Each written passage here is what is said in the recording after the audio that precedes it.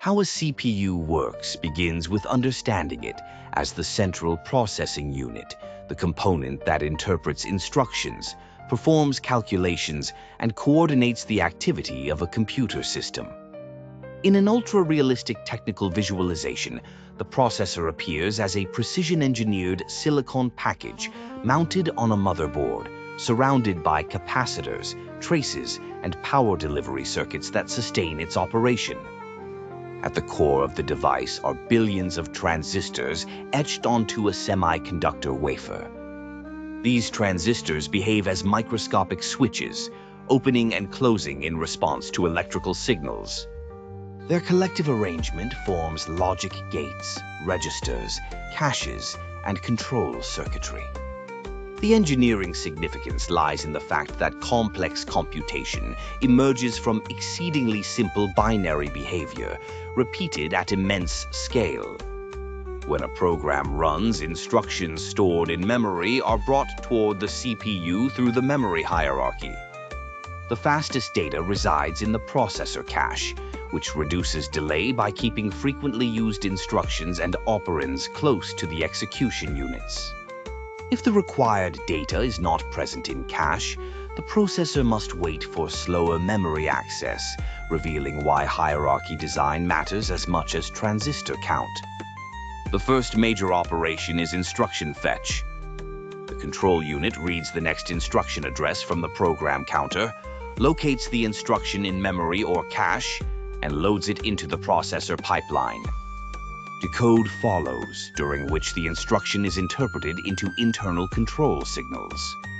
In a realistic product close-up, this can be visualized as an organized flow of data through tightly synchronized silicon pathways. After decoding, the CPU executes the instruction. Arithmetic logic units perform addition, subtraction, comparisons, and bitwise operations, while floating point units handle decimal-heavy scientific and graphical workloads. Modern processors often contain multiple execution units, allowing different operations to occur in parallel.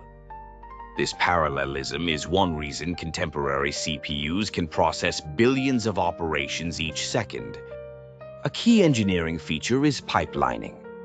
Instead of waiting for one instruction to finish completely before starting the next, the CPU divides work into stages.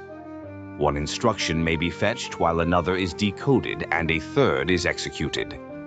This overlap improves throughput, although it introduces challenges such as hazards, dependencies, and branch prediction errors. Sophisticated predictors attempt to anticipate the direction of conditional instructions so the pipeline remains full. Data movement is equally important. The CPU uses buses and internal interconnects to communicate with memory, storage controllers, and peripheral devices. Voltage regulation on the motherboard ensures stable power, and thermal solutions such as heat spreaders and fans remove the heat generated by rapid switching. In a high-fidelity technical shot, the metallic heatsink and layered package structure emphasize that performance is constrained not only by logic but also by physics. Once an instruction is completed, the result is written back to a register or memory location. The control logic then advances to the next instruction cycle, repeating the process continuously. This cycle of fetch, decode, execute, and write back is the operational foundation of digital computation. A CPU, therefore, functions as a highly coordinated machine of synchronized switches, memory pathways, and control systems. Its apparent simplicity hides extraordinary engineering precision. From the outside, it may look like a small square chip, but internally it is a vast dynamic network that transforms binary signals into the visible behavior of software, interfaces, games, simulations, and intelligent systems.